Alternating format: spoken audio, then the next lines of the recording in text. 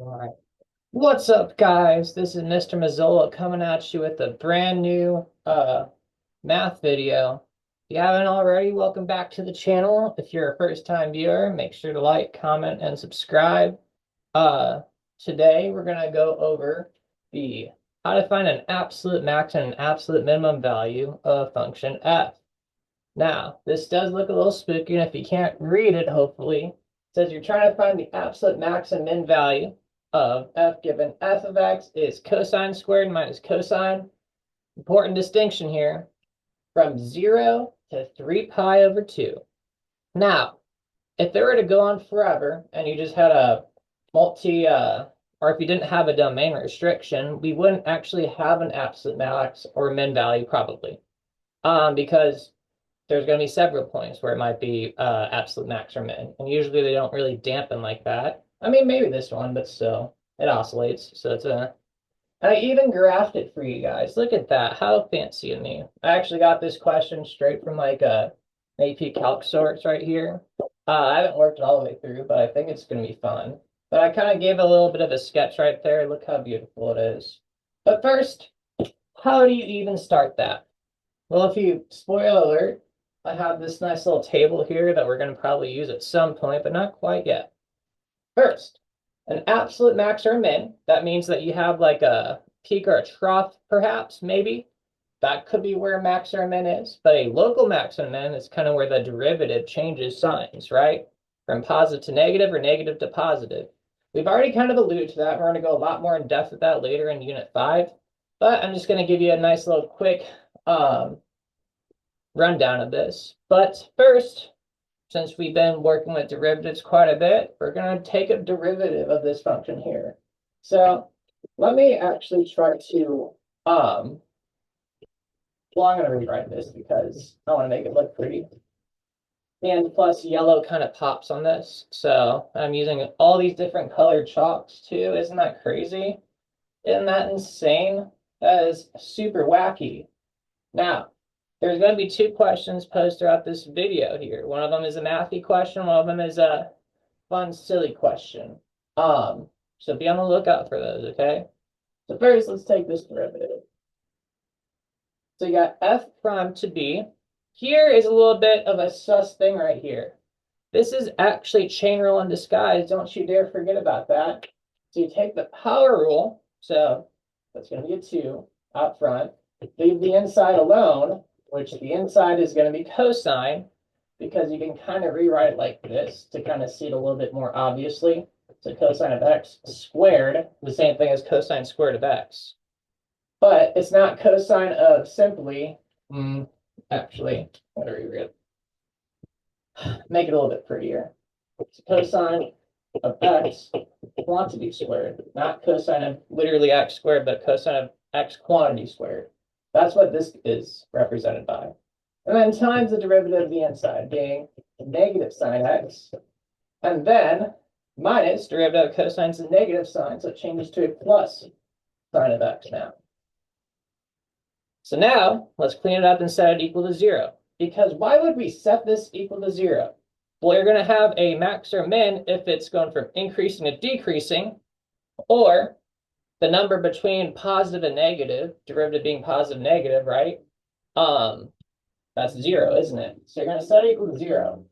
That makes sense because the slope of a tangent line, the slope right here would be 0 if you were to draw a tangent line at that specific point, and that's clearly going to be a max right there.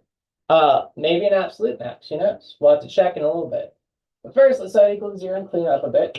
So 0 equals, and then we got negative 2 sine of x, cosine x, plus sine of x. Now, it's been a hot minute since we solved a trig equation like this. But remember, you do not just subtract the sine of x and cancel. That is a no, no, no. No. Got it? You have to factor. So let's factor out a negative sign because that makes it a little bit easier. We got negative sine of x, and then you got 2 cosine x minus 1 now. And then you set both of those equal to 0 to find the candidates. So set that equal to 0. we got negative sine of x is equal to 0.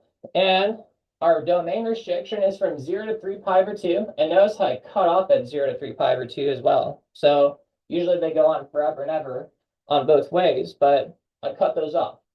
So if you look up the unit circle or think about that, because you all have them memorized, then you find it to be at x equals 0 and x equals pi. And then we do the same thing with 2 cosine of x minus 1. So then let's set that equal to 0. Then you got cosine of x is a half. And of course, we know our unit circle so dang well. Now there's 2 quadrants where cosine is positive 1/2. That's quadrant 1 and quadrant 4. But 3 pi over 2, it kind of cuts off at that bottom y-axis. So we only need to look at quadrant 1 here. But if it's 0 to 2 pi, we'd also have to look at quadrant 4 too. And that gives us x to be pi over 3. Yes, pi over 3. Gosh, it's been a while since that unit circle's come out. So our candidates are 0, pi, and pi over 3. Is that it? Not quite.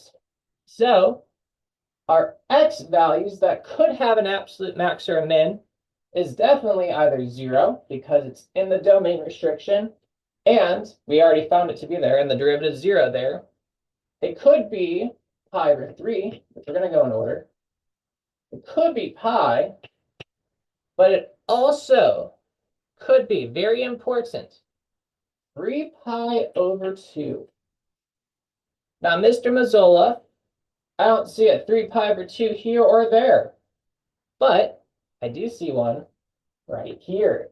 You also have to check your endpoints. So even if we didn't get x equals 0 here, we'd still have to plug in 0, because it could be the max or the absolute max or min at the endpoints. That makes sense. At this graph, it doesn't really look like it would make sense like that. But if you had a graph like, well, I don't know, like something like this, then clearly the max and mins, even though the derivative may not be 0 at those specific points, could be the actual maximum or minimum of that domain or something like that. And I just drew that up, so don't get confused there. But your question 1 that you're going to answer on the Google form is, when would you not use the endpoints? In other words, why do we use the endpoints here? But if I had done something different to this specific part, we wouldn't need to use the endpoints. In other words, the absolute max or min value wouldn't have to be the endpoints, but it could be, this is a bad question, hang on. Never mind, don't worry about it. Shoot. Dang it. Okay. Keep going. Don't worry, that's not question 1. I'll think of something in the middle. But your actual question 1 is, which day of the week is the worst and why? So that's going to be your Google form question. But I'll think of a good way to rephrase that for question 2 later on in the video. So don't worry about that. So now we got our candidates here. So let's actually plug it into the original equation, because we're not looking for the maximum or minimum value of f prime. F prime helps us find those x values, but now we actually got to find the y values, which you do by plugging into the original.